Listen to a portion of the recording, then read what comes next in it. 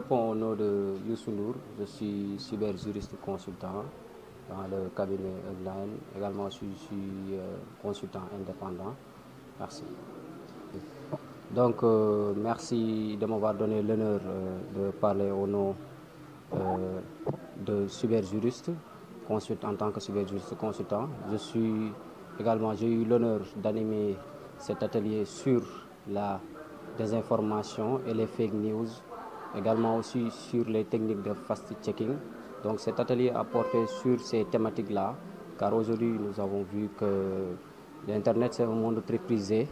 Les gens l'utilisent pour toutes nos activités, également vous les acteurs de la presse. Vous m'avez concocté pour pouvoir animer cette séance de capacitation sur les outils du numérique, comment traiter l'information. Il faut savoir qu'au Sénégal, il y a une panoplie de lois qui ont été édictées, qui prennent en compte toutes nos activités sur Internet depuis l'année 2008. En l'occurrence, la loi 2008-12 du 25 janvier sur la protection des données personnelles, la loi 2016-29 sur le code pénal, ainsi que d'autres lois comme le code de la presse de 2017-27. Donc, toutes ces lois-là prennent en compte nos activités sur Internet à travers les agissements des gens qui passent tout leur temps sur Internet à commettre des infractions via Internet. Et il y a des sanctions qui sont infligées à ces personnes-là. Mais parfois, dans le monde informatique, c'est un peu difficile parfois d'appréhender certains arnaqueurs, car avec les techniques sophistiquées qu'ils utilisent, parfois c'est un peu difficile de trouver ou d'appréhender certains arnaqueurs sur Internet. Oui. Donc, vu que les journalistes ils sont les acteurs de l'information et qu'un journaliste doit traiter l'information, de le vérifier avant de le publier, donc il y a des techniques que l'on peut utiliser comme la technique de fact-checking. Ce sont des techniques que le journaliste peut utiliser pour pouvoir traiter l'information avant de les publier sur Internet ou bien dans les journaux. L'informatique est c'est un peu difficile parfois d'appréhender certains arnaqueurs, car avec les techniques sophistiquées qu'ils utilisent, parfois c'est un peu difficile de trouver ou d'appréhender certains arnaqueurs sur Internet. Oui.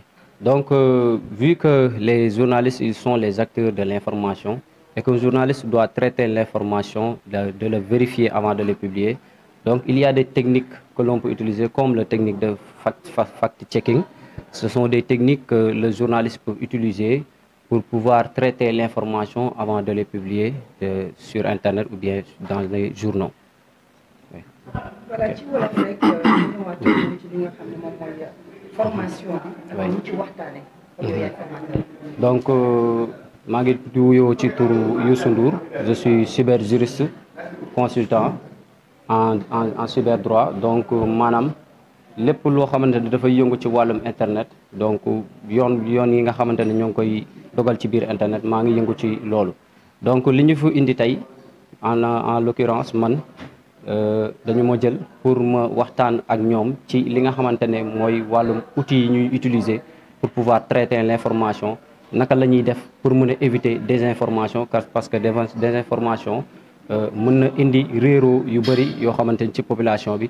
Léegi journalistes yi nag war nañu am ay outils yu bëri yoo xamante ne dina leen permettre ñuy mën a traiter l'information et di ko mën a transmettre au récipiendaire.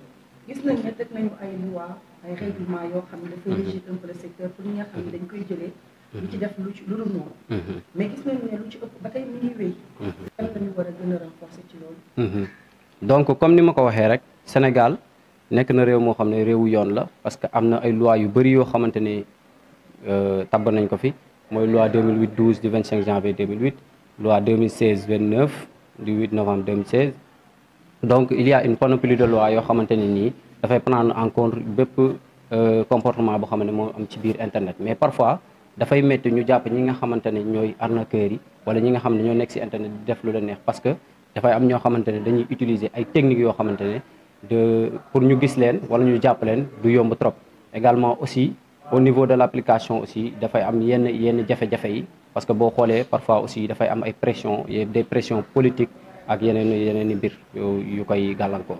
lu jëm ci wàllu journaliste yi naka la ñu war a def pour éviter li nga xamante mooy piège yi. oui donc li jëm ci wàllum journaliste yi donc ñoom dañuy traiter information léegi dans le traitement de l'information am na ay techniques yu bëri yoo xamante ne mën nañu ko utiliser comme des techniques de fact checking techniques yooyu noonu ci wàllum numérique am na ay procédés yoo xamante ne mën nga ko utiliser pour xool ndax information bi information bu baax la wala du information bu baax parce que par exemple mën nañ jël ay photos léegi avec l'avènement de l'intelligence artificielle dañuy modifier ay photos di ko dugal ci biir internet léegi yow en tant que journaliste mën nga vérifier ces informations là à travers des logiciels comme par exemple comme InVid comme Google Images yooyu noonu mën nga tax nga vérifier ndax photo yu baax la wala yu bon. Merci. Dans le cadre de l'exercice de leur... Merci. Permettez-moi d'abord de remercier et féliciter l'ONG AlphaDev qui n'a ménagé aucun effort pour l'accompagnement de cet atelier.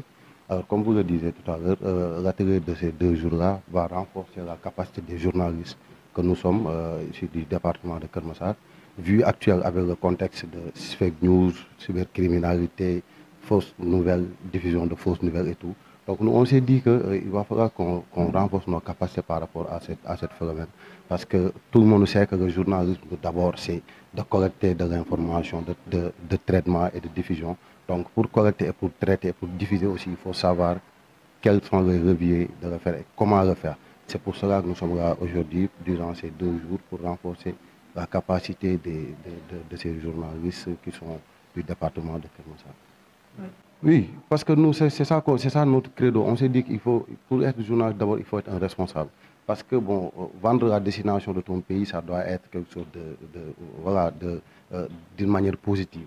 Parce que tout le monde sait qu'actuellement, dans le monde où tout le monde parle des médias, et ici au Sénégal, ce qu'on a vu, c'est que, voilà, tout le monde se lève d'un jour au lendemain pour dire que je suis journaliste, prend son téléphone, faire des interviews, faire des choses. Et maintenant, on nous prend, nous tous, dans le même sac. Et pour cela, nous, on s'est dit qu'il va falloir qu'on essaie quand même au moins d'être des journalistes modèles, des journalistes qui donnent de l'information juste et vrai, de ne pas faire de fake news. C'est pour cela que nous sommes là aujourd'hui. Et on l'a fait plusieurs fois. Et cette fois-ci, on a pris le soin de parler sur les fake news et la cybercriminalité. Waaw maa ngi profité aussi antenne bi pour remercier ak jaajëfal muy ONG bi nga xam ne mooy ONG AlphaDev bi nga xam ne jox nañu possibilité yëpp pour que ñu mën a def formation ci ñaari fan donc ci njiital bi di monsieur Mor Diakhaté ñu ngi leen di jaajëfal bu baax a baax.